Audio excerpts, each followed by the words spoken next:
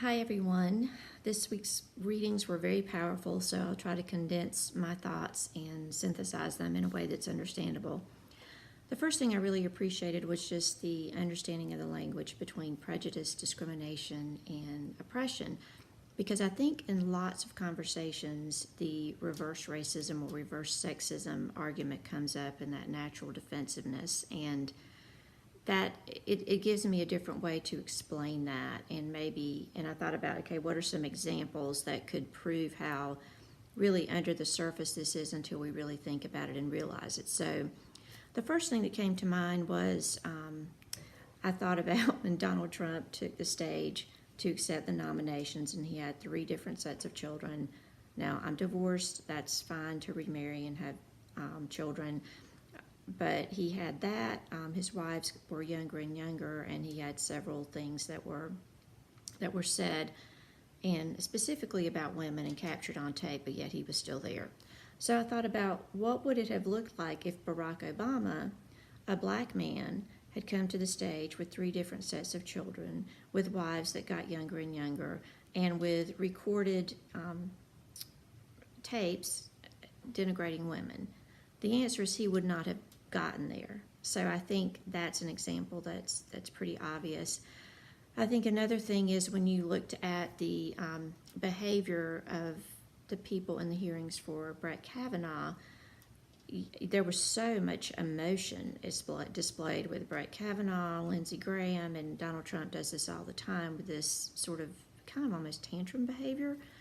But if she had done that and expressed herself in any other way besides calm and demure, she would have been labeled hysterical and immediately discounted. I think that's another example. I also think it's interesting that Donald Trump has focused on immigration and building this wall whenever his grandparents immigrated and his wives, 2 of them, also immigrated. So those were examples of what I thought, and I think in the book, what they did thematically, and they not only emphasized how these things are pervasive and they affect everything that happens within the lives of people in these minority groups or these non-dominant groups. We look at things from an individual perspective and not a group impact, and that is so true. Like, we look at what is possible in the sense that you're not held back by a law, and we stop there and we don't think about what is probable. Just because something is possible within the realm of possibility does not mean in any way that it's probable, and it's probably not going to happen within the systems that are there.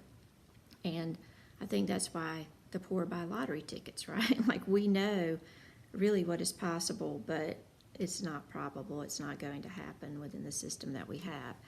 I think seeing things from an individual versus group lens is another reason why a lot of dominant groups don't understand the Black Lives Matter movement, because they're seeing that from a group impact lens, whereas the dominant groups are seeing the individual victims that are highlighted as individual incidences, and they're seeing the police perspective as the group perspective.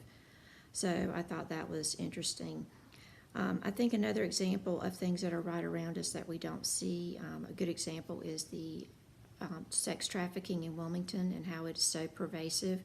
North Carolina is 8th in the nation with sex trafficking, and there were 144 cases in Wilmington last year alone. And that doesn't sound like a large number maybe to some, but this is so hidden because everything happens online.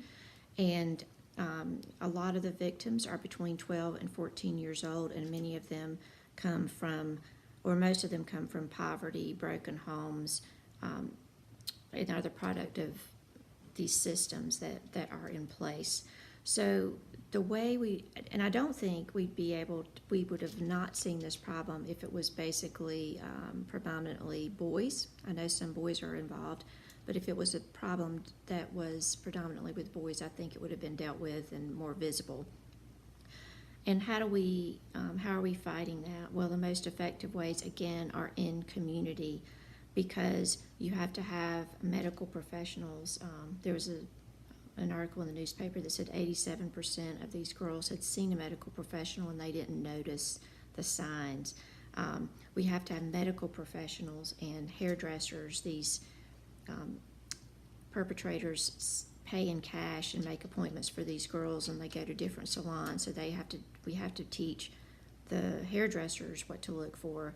There are different community organizations that work with domestic violence, and all of these people have to really work together in community along with the police and the task force to make an impact so that we recognize and collectively are looking at and addressing the problem. I think that one of the reasons why we have the president we have right now is because some of the dominant groups are feeling the pinch of this, of the classism, of the widening gap between the rich and poor. And they think that by electing him, they would be able to keep the privilege or power that they do perceive they have, the little that they perceive they have by electing someone like him.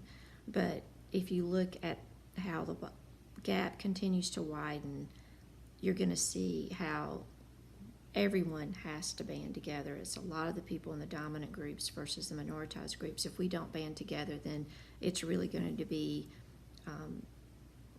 a terrible situation for everyone, more terrible than it is.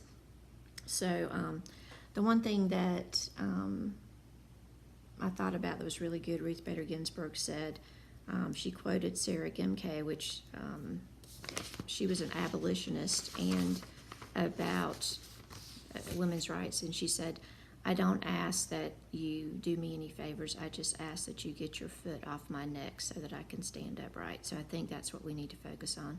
Sorry, I went over. Talk to you later.